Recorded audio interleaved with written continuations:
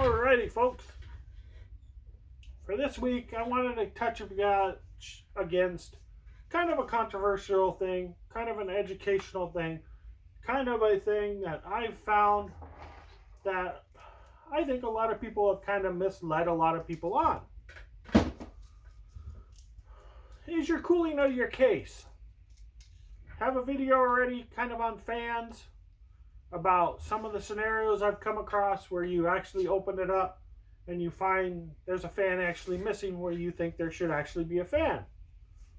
And then you go look closely and you can see on the case where it's even designed to hold the fan, but the fan's not there. So for this video, there's a few more things that I've run across that really I wanted to touch on. I've talked on memory situation. Got some videos on that. We'll talk about the different slots. There are some important factors to this, especially when you get into cooling. Nowadays, you can buy nice cases, nice computers, gaming rigs and stuff that are water cooled. There is technically no such thing as a water cooled computer. I will tell you that I consider that as a hybrid cooled computer. In the old days, when they started computer cooling systems that were water cooled, the units and stuff weren't in the computer. You had your blocks that mounted to your CPU, maybe to your graphics card. Those came out a few years after. And from there was hoses that came out the back of your computer that went to your pump, your reservoir, your cooling system, was all separately. Nowadays, they're all integrated in there. Why I don't consider these modern computers water cooled? Because they're not water cooled. They are still airflow cooled. All the water does is take the heat from one or two locations, three locations, however you have the tubing hooked up. Especially gamers, you'll understand this more. Takes it to a rad, basically a radiator. Same thing you'd have in your car. Exactly the same thing you have in your car. A radiator where the water flows through and it distributes the heat. Same exact thing in your car. There's a fan that turns on that radiator to blow air through. Usually that's only running when you're at slower speeds, and when you're at a stoplight or stop sign or something like that, it kicks on to keep the radiator from getting too warm because you don't have the airflow going through from you driving. So, same thing here. I don't have water cooling any devices or anything. There's other videos. You can do homework. You can research it. Do what you need to see what I'm talking about. But most of them will have a slot up here or down front. Some new ones have it on the side, on the back panel. You mount the radiator, hoses to what you need to distribute the heat through the water up to the radiator, and there's fans on that radiator. Why I want to bring that up is that goes back to air cooling. I know some of the videos, they will tell you be careful, make sure you have a fan to draw air in and this and that. They'll touch on that.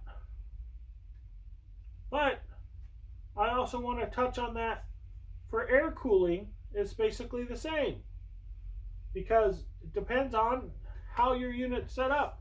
This is an older unit where the CPU draws air in underneath, out through this plastic housing, out the back.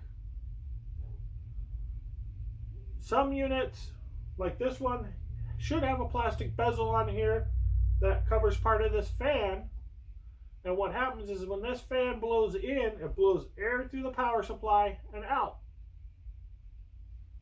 So you have your air ventilation going through your power supply. Some of the really old ones, like if I've shown you on my breakdown on my first computer, it had a fan here where it vented into or withdrew, depending on which one. Some blew in, some blew out the air. So it was blowing the air into your case. A lot of the new power supplies have all the ventilation. So what happens is this fan draws in and that air comes out, or either way, depending on how the fan. Some, I don't want to tell you it's standard because I've seen where it's back and forth.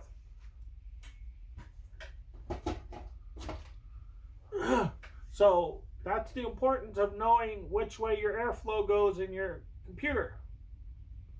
So I wanted to touch on this because just because if you have water blocks on there on your graphics card, on your CPU, now if you really watch a lot of the gaming stuff, when they talk about overclocking memory, they talk about that airflow. With the new Founders Edition NVIDIA video card, they have that blow-through fan.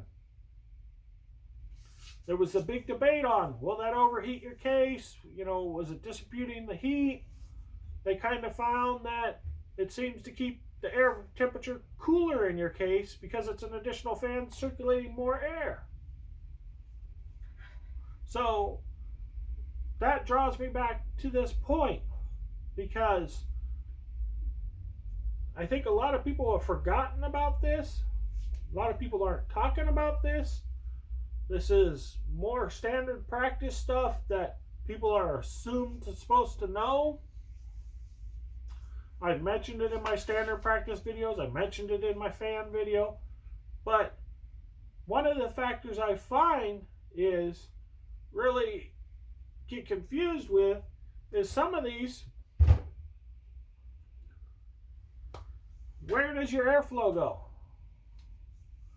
For some reason, when they designed this case, the plate inserts where your cards go have holes in them so the airflow can come out. Well, ultimately, is that a good thing or a bad thing? A lot of computers I've worked on, I've changed these.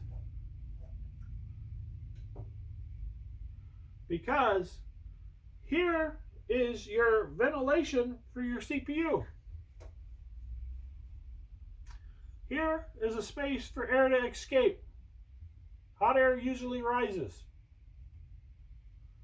So if your CPU is drawing in air blowing out here, you have hot air blowing out here, you have all this hot air blowing out. You have your fan that blows in. Where do you want that air to go? Do you want it to come out here? Or do you want it to come out here? Ultimately, what I want to do is keep my memory cool, keep my video card cool, keep my graphics cool as part of the video card, keep my CPU cool. Where are those all located? Up here. I want the airflow up here. So I cover these. I cover them off. So that way when the airflow comes in, it goes up. I don't really want that airflow just coming through. It's fan motion, it's pushing. I don't want it just to come straight out. Not to mention, there's a little slot here above the power supply. So that'll help to get a little bit of the airflow to come out with the warm air from the power supply to push it away so it doesn't get drawn back in. That's another reason why I close that off. Because if you have that near a wall where the hot air comes out, it might actually get drawn back in just from the draw. So I like that option just to close that off. So that may be something you might want to look at. Maybe you have a case that's overheating. Maybe you don't have enough air coming out. You have enough air being drawn in, but somehow or another it's not flowing right. You might go look at getting something like this to put in. It might just take one. Put it right near where you need it, where you think the best airflow would be. There's testing you can do with like the smoke test. You see, there's videos out there that show you how to do the aerodynamic testing. But these are options. Home users, even some IT professionals, don't even do that. It's something to look at. If you're having issues with overheating or whatever, you might consider that. Nowadays, one of the other issues you have is everything has a micro screen over it to collect the dust and all of that stuff. So this doesn't have a screen over it to collect any dust. Just a factor you want to point out. I don't know if you can go out and buy something that you can cut to that size and use, possibly. I haven't looked into any of that because the older stuff I'm using, I'm not doing any of that high-end stuff anyways right now. Most of the gamers that are hardcore gamers have learned how to do this stuff. But even if you're a gamer and you're running into some issues, you might not have considered something as silly as just changing your backplate. Might help you out. Might cool your system down a lot. If you have a lot of airflow drawn in and out, moving a lot, some of the old computers have a panel in the side, holes, and the CPU stack sticks out and draws air in that way and blows into your case. So here's the thing that you got to consider. If you have that fan blowing in and you have a fan blowing in the front and you only have one exit fan, you got to consider the airflow. You might need to pop one or two of these open to get some airflow, because then you're going to smother it. You're going to build so much air pressure in there that it's not pushing out all the air pressure. So I know there's not a whole lot of videos out there that I've seen touching some of these subjects. So I just wanted to do a quick little video pointing that out, because that is one of the factors that I've seen a lot of, because in the old days they used to be all solid plates. I see these out there, I've used them, I've changed them out, put them in, and it seems to solve a lot more issues, especially overheating. Because you can have boards that overheat certain areas and not really pick up a good overheating reading. Could be just your power supply is overheating because you don't have enough airflow there, but your motherboard temperatures and everything else are okay. Now with the new solid state drives, the M.2 drives, they're a little bit smaller, but they run warmer. I haven't done any true testing on that. I hope there's some testing out there on that, on airflow before, airflow after, and temperature wises before and after. Because now that you're going from a drive that literally would take this whole bay up to something that's a little tiny thing that barely takes up like a quarter of this, you have more airflow that can actually travel through there also. So that is more heat you will be dispersing, in your case. So having the airflow properly would help. As you can see, one of the key factors here is you have these little holes. This side is pretty much completely covered, but you can see you have like 3/4 of the hole covered and you have some of the little space. The front of the case chassis, or not case, the hard drive chassis. That allows airflow. When you go to the smaller, thinner drives, you'll have the nice airflow that goes through there. You won't have so much resistance. That's another factor. Not to mention, just going to a new solid state hard drive will make a huge performance difference. So that's one of the things I wanted to bring up with the cooling, is your components. Not to mention, if you put that little drive in there and it's sitting right on top of my memory, I then have more airflow to get through to my memory area. I'm not blocking it off as much. It can then drift over, drift under, drift, it can get through down into this area.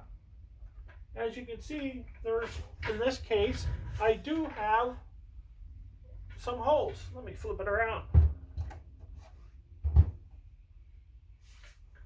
So airflow can come in this way.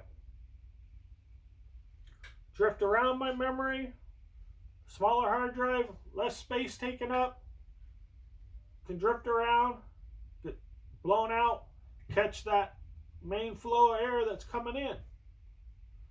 Take that trunk of air, ride it out. So these are some of the factors I wanted to point out. Now, you might be saying, well, do you have all those holes? Yes, there's a front bezel part that goes on the front. There's holes on there too. There's not as many, but you're still going to get some airflow. So I wanted to show this because I know for home users, and I know when I did computers, our biggest thing is you put it in a cabinet, put it down below, put the monitor up above. Old days, it wasn't so bad. They didn't generate as much heat. Newer ones, you want them to breathe. You don't want to lock them up in a cabinet. They have to have ventilation. They have to have airflow. So that's another factor that I wanted to bring up. These are factors I don't hear anybody talk about. They might mention airflow on memory as they're doing something else, but nobody I've seen has ever actually shown me what they're talking about.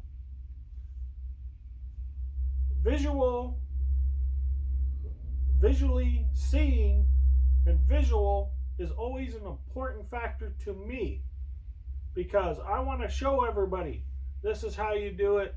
This is what I'm talking about. See this, because in my other video I've mentioned, make sure you have what someone says you have. Open it up. Look. Because you've seen this case. You've seen this layout. You might have one very similar to this that might not have a lot of these features.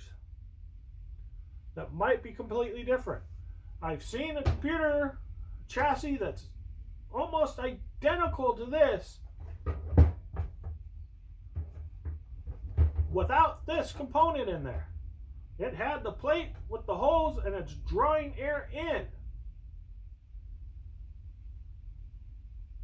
That changes the whole factor of how that case vents, because it's not drawing out that way anymore. It's now blowing in. So in that factor, I would want that back plates open to get as much airflow out.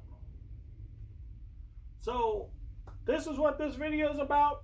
Hopefully you'll watch it again and again and again to really understand and comprehend what I'm talking about.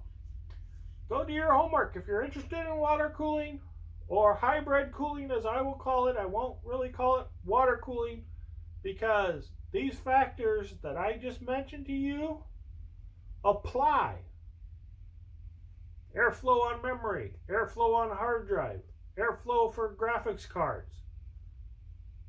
There's more than just those couple capacitors and stuff that the water block will cool to cool. So those are important factors. Not to mention your power supply needs airflow. So I don't like that when people say this is a water-cooled system and this is how. It's not. I want to express that to people. It's actually a combination.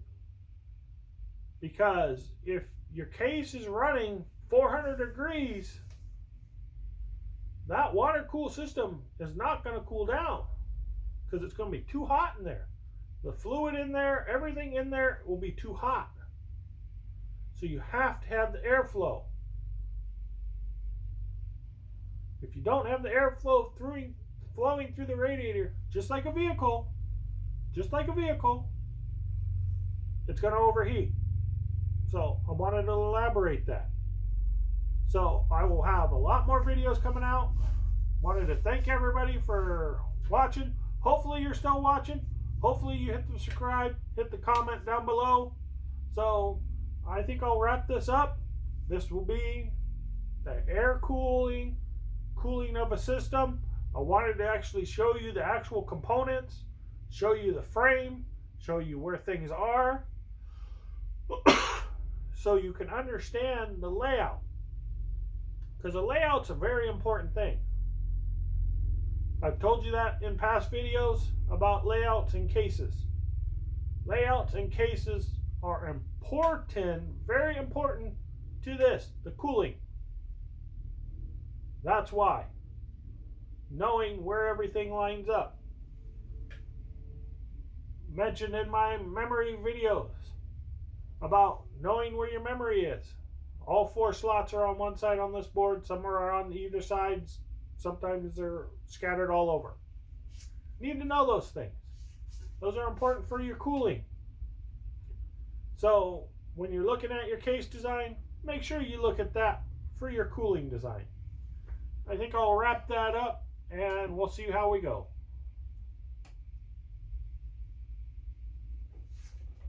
It did not stop.